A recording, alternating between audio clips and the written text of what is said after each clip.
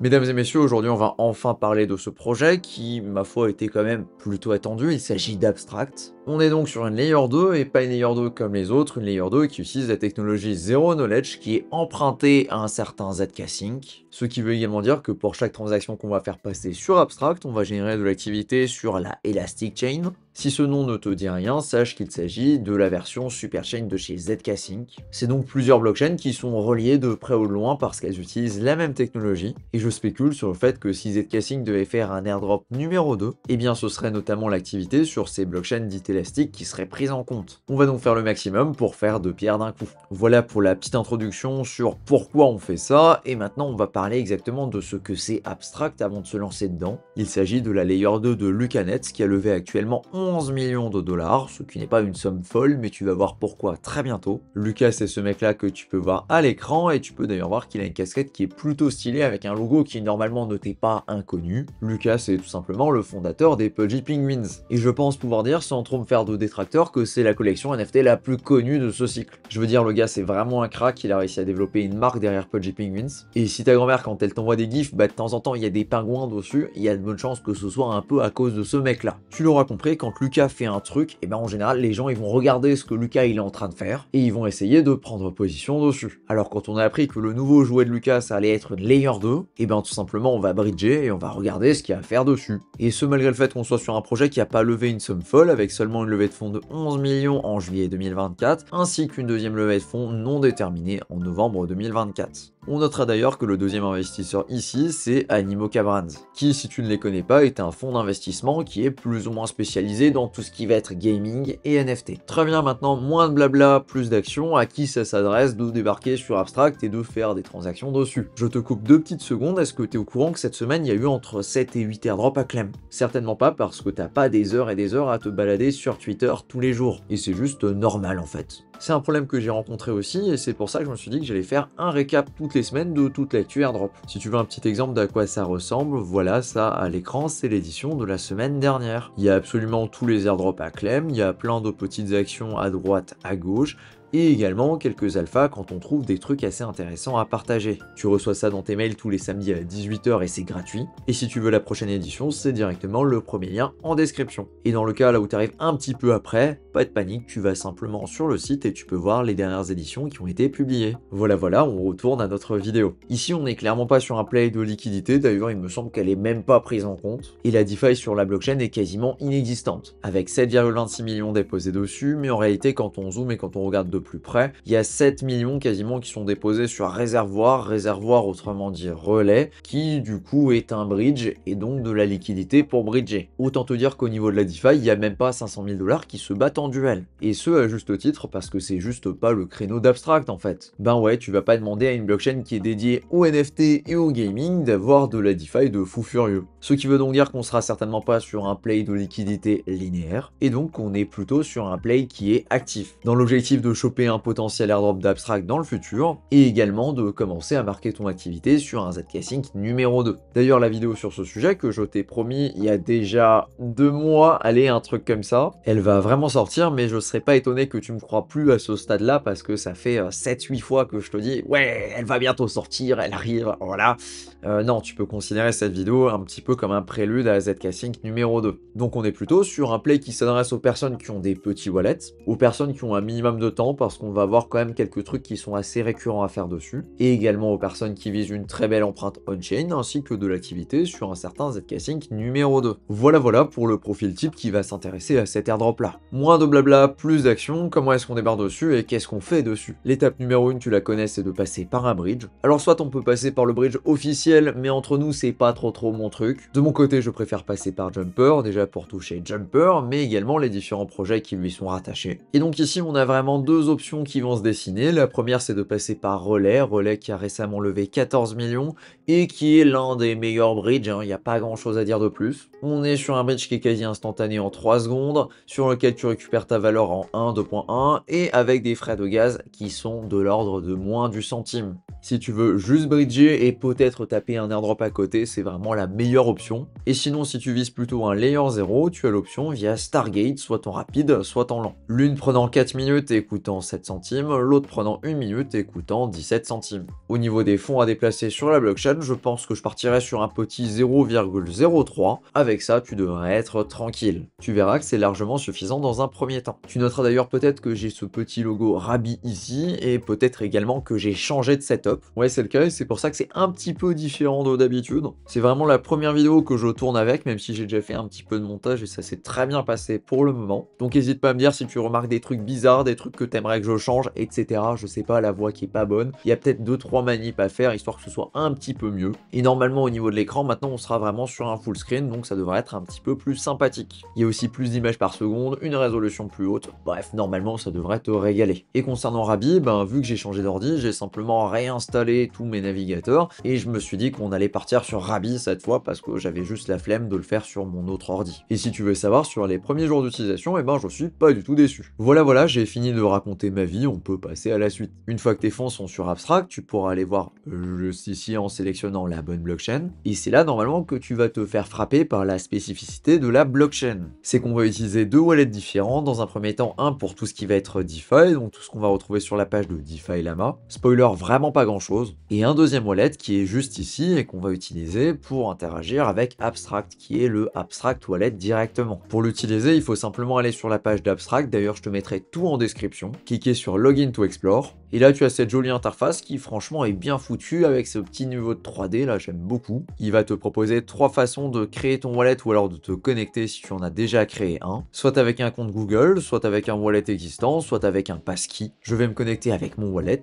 et ici je sélectionne Rabbi. Voilà, je suis connecté et j'arrive sur mon wallet Abstract. C'est un deuxième wallet qui est fait vraiment juste pour interagir sur Abstract. Il a quelques fonctionnalités qui fait qu'il est très sympathique pour interagir avec les différents jeux qu'on va retrouver sur la blockchain. Alors comme tu peux le voir, j'ai déjà un petit peu de crypto dessus que je me suis envoyé. Pour ça, il faut simplement passer ici par Fund, et tu peux t'envoyer des fonds via différentes solutions, ou alors te les envoyer à la main directement, chose que j'ai fait. Pour ça, il va te donner ton adresse que tu peux juste copier, et tu vas te les envoyer avec un simple transfert en cliquant sur Send. Au niveau de la blockchain de départ, tu sélectionnes Abstract, tu colles l'adresse pour envoyer, tu décides de la somme, et voilà, plus qu'à envoyer et tes fonds seront directement sur le nouveau wallet.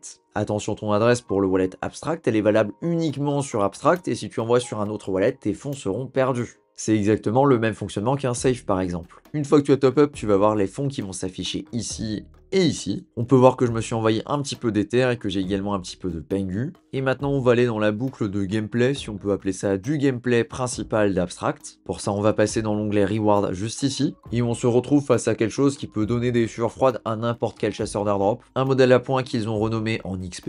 Et des badges qui te feront certainement penser à un certain scroll. Les premiers à choper sont vraiment basiques. Celui-là, il faut juste déposer des fonds, connecter ton Twitter, connecter ton Discord, envoyer un upvote sur une application. Pour ça, tu vas dans Discover et juste tu cliques sur Upvote, peu importe le projet, et finalement faire un trade avec le wallet, et pour ça, il suffit d'aller donc dans Trade, voilà, c'est dans le nom, puis d'acheter ou de revendre n'importe quelle crypto juste ici. Ça se fait vraiment très bien, il n'y a absolument aucun souci, ça c'est les 5 de base. Et ensuite, en haut à droite, tu vas voir ce qu'ils appellent des flash badges, et ça correspond à des quêtes qui sont disponibles de façon temporaire. C'est-à-dire que si t'es pas là quand elles tombent, malheureusement tu peux plus les avoir a posteriori, et donc c'est ça qui fait que tu vas repasser sur Abstract assez régulièrement. Alors j'ai pas le délai exact, mais je dirais qu'il y en a à peu près une par semaine. Ici on a par exemple Myriad, je vais cliquer sur Go to App, et il s'agit de l'équivalent d'un polymarket sur lequel tu peux placer des paris. Attention ici, celui-ci ne fonctionne pas avec du pognon, mais celui-ci fonctionne avec un modèle à points. Oui, c'est étonnant, mais tu peux parier des points. Voilà par exemple celui-ci, peu importe, de toute façon c'est des points. Et suite à ça, tu peux venir récupérer un badge. Les flash badges ne sont pas disponibles instantanément, il y a parfois plusieurs heures entre le moment là où tu fais l'action et tu peux récupérer le badge. Pour le coup, je l'avais déjà fait hier quand j'ai record une première fois cette vidéo et que je me suis rendu compte que le micro était pas fou et que j'ai dû faire 2-3 petits changements. Du coup, je suis en train de la re-record et c'est pour ça que tu ne le vois pas en direct. Je clique sur Redeem et je récupère mon badge. Voilà, il s'affiche juste ici. Et badge qui normalement me donnera un petit peu d'XP. Ce que tu viens de voir juste ici, c'est à peu près la boucle de gameplay basique qu'on va voir sur Abstract.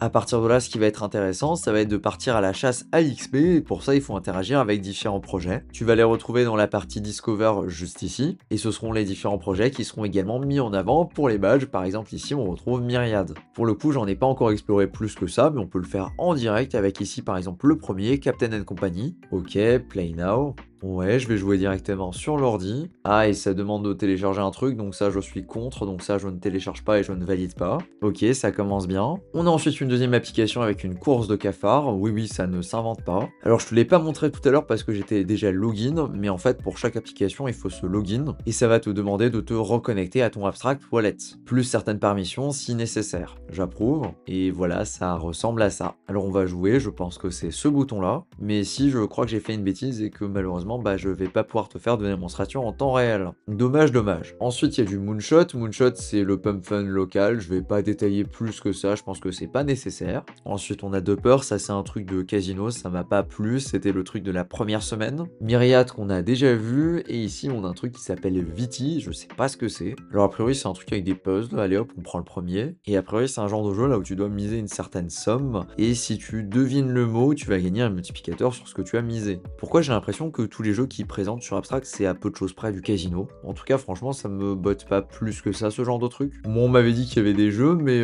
visiblement, pas vraiment. D'ailleurs, tout en bas, on a Gigaverse, et je sais pas si c'est déjà disponible, mais c'est un truc dont j'avais déjà parlé. Et pour jouer ici, a priori, il faut acheter ce NFT. Et ben écoute, soyons fous, on va le prendre. C'est 23 $ ici, on va tester. Connecter mon wallet.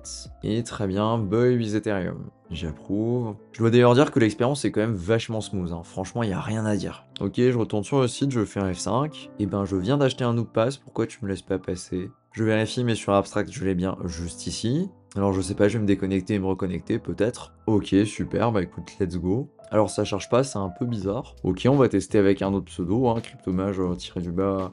YT, je sais pas. Et ça reverse la transaction et je peux pas la valider. Ça devait pas me login normalement, peut-être. Ok, ça a l'air de fonctionner, je vais cliquer sur Play. Alors il me demande de choisir une faction, on va prendre celle avec l'épée, hein, évidemment. Alors pour se déplacer, ok, très bien, t'as accès les petites flèches directionnelles. Et écoute, à première vue, c'est stylé. Voilà, c'est rien d'exceptionnel, hein, évidemment, ça a pas l'air. Ok, donc c'est un clic droit pour interagir avec les objets. Ok, ça a l'air d'être un petit jeu au tour par tour. Bon, c'est pas un truc de fou non plus, hein, faut pas abuser, mais il y a du concept. Je vais pas regarder plus que ça là pour la vidéo, mais voilà, c'est un peu original, un peu particulier. Et ça se vend un petit peu comme un RPG. Et par contre, je crois qu'en fait, j'ai tradé mon NFT pour pouvoir jouer, ou je sais pas, c'est bizarre parce que j'ai encore le NFT dans mon wallet, mais il n'y a plus l'image. Alors je sais pas si c'est comme si je l'avais utilisé ou pas vraiment. Mais enfin, c'est pas giga clair pour le fonctionnement de ce petit jeu. J'ai quand même mis un petit upvote parce que ça a l'air pas mal. Et voilà, à peu de choses près, on a fait un petit tour de ce qu'il y a à faire sur Abstract. Entre nous, je m'attendais quand même à quelque chose d'un petit peu plus intéressant, avec plus d'activités, plus de choses assez innovantes. De tous les petits trucs que j'ai testés, le seul jeu qui me paraît assez sympathique, c'est encore le Gigaverse, et je pense que je vais passer un petit peu plus de temps dessus pour creuser et regarder exactement de quoi il en retourne. D'autant plus que je sais pas exactement si tout ce que je fais dessus c'est considéré comme de l'activité pour Abstract ou pas vraiment. On a également la possibilité de streamer, mais entre nous, la majorité des gens qui streament ont pas l'air de jouer à des jeux qui sont sur Abstract. En tout cas, au moins 50% des streams ne sont pas du tout sur Abstract. Là, c'est Michel qui joue à League of Legends et qui a mis de la musique. Enfin, voilà, tu comprends l'idée, c'est un peu bizarre. Donc oui, tu l'auras compris, je suis quand même plutôt mitigé. Faut dire que la première semaine, la majorité des projets ont rogue ou alors ont rien donné de très intéressant, et donc,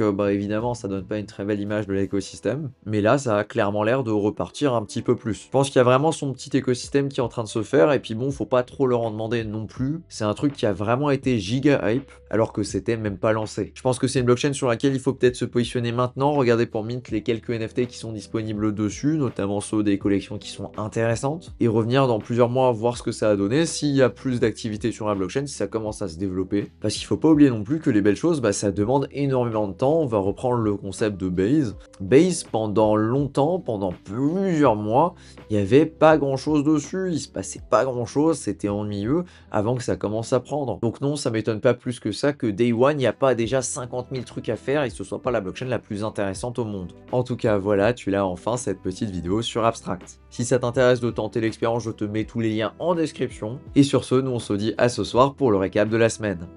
Ciao!